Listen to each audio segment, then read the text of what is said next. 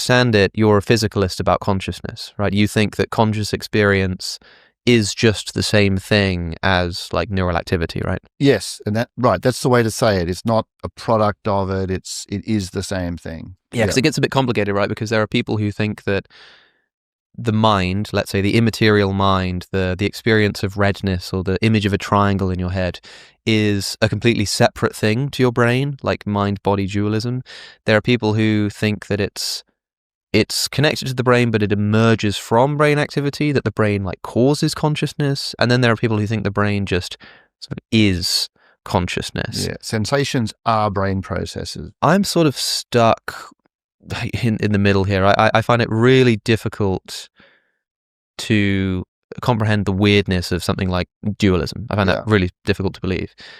But I also find it impossible to believe that, I talk about this all the time, that the experience of redness or the three-sided triangle that I imagine in my head is just the same thing as some neurons firing. You know, it's a bit like how a lot of people imagine a computer screen displaying a triangle when really it's just zeros and ones. It's to say the triangle really is just zeros and ones.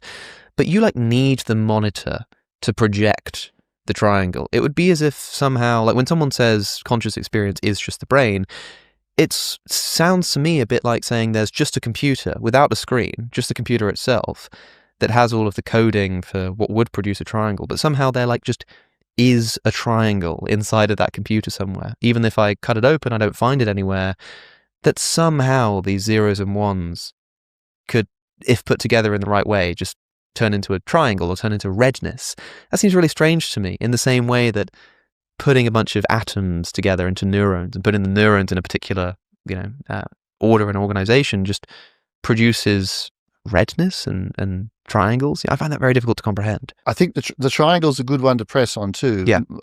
In these discussions, people often go on and on about redness. Yeah. And just the kind of, irreducible, undefinable quality of redness. But if we're going to pick problem cases, I think your case with the triangle is, spatially organized forms of experience are probably better, because there's such a temptation to say, I know there's nothing in the computer that's red. It wouldn't help if that. Well, maybe there is, but that wouldn't be relevant if it was.